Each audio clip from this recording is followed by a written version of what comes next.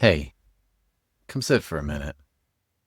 I've been wanting to talk about something that I think doesn't get named enough in the spaces where we talk about creativity and storytelling, and honestly, just the work of being a person with a lot going on inside them. I want to talk about containers, not in a therapy way, not in a productivity way, just in the way that a person who has carried too much in their arms for too long finally understands why bags were invented. Stay with me. There was a night not long ago where I was standing at the sink doing dishes after the kids were in bed, and I could feel it. That particular kind of weight, the creative weight, the stories I hadn't written yet, the ideas that had been circling for weeks, the things I'd been meaning to sit down with and just hadn't. It was all just kind of there. Not dramatic, not a crisis, just present. Heavy in that quiet, persistent way that things get heavy when they don't have anywhere to go. And what I noticed, what I've been sitting with since, is that the weight itself wasn't the problem. The problem was that I didn't have anything built to hold it. I was carrying it all in my arms, like groceries, like a person who forgot to bring a bag and is now walking across a parking lot, hoping nothing falls. And I think a lot of us are doing that. With our stories, with our creativity, with the emotional weight of lives that are genuinely full and genuinely complex. We're carrying it all in our arms and then wondering why we're exhausted, wondering why we can't seem to move forward, wondering why the creative work feels so hard to get to. It's not because the weight is too much. It's because we haven't built anything to carry it in yet. Last month, we talked about stillness, about dormancy, about the waiting that isn't wasting. And I hope that landed somewhere useful for you. I hope it gave you a little permission to stop calling your quiet chapters failure. But here's where March leads us. Because stillness isn't the destination. Stillness is the preparation. And what we're preparing for, what all that quiet, careful, nervous system reading was actually getting us ready for, is the work of building something real. Not performing something real, not talking about building something real, actually picking up the tools and doing it. And that distinction matters more than I think we admit. There's something I've been calling craft literacy lately, and I want to unpack that for a minute because I think it's one of the most important things I've learned about storytelling, and honestly about life in the last few years. Craft literacy is the difference between venting and building. And I want to be careful here because venting is not nothing. Venting is real. Venting has its place. When something happens and you need to say it out loud to someone who loves you, that's necessary. That's human. And I'm not here to take that away from anyone.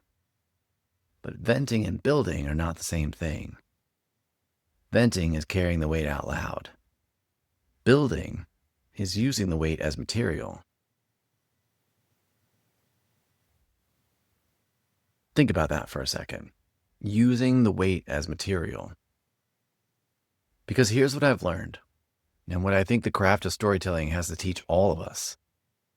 Whether we think of ourselves as writers or not, the heavy things in our lives don't have to just be heavy. They can become structural. They can become load-bearing. The grief, the confusion, the long seasons of uncertainty, all of that, when you learn to work with it instead of just carry it, becomes the foundation of something that actually holds. And that's what a container is. A container isn't where you put the weight so you don't have to feel it anymore. A container is what you build from the weight so it has somewhere to live that isn't just your arms. And the tools matter.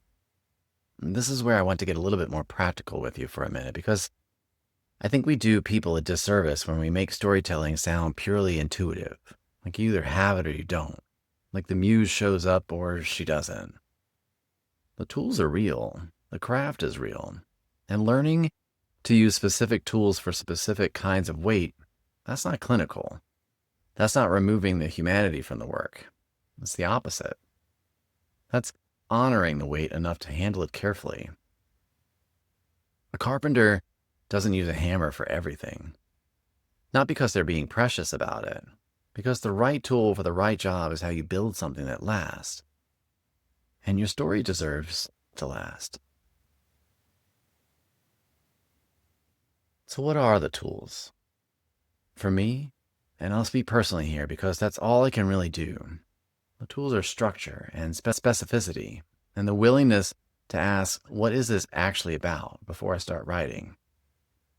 Not what happened, not the chronology, but what is the weight of this, and what shape does it need to be in to be carried by someone else without breaking them? That's the work. That's the architecture. It's not glamorous work. It's not the work that looks good on a highlight reel.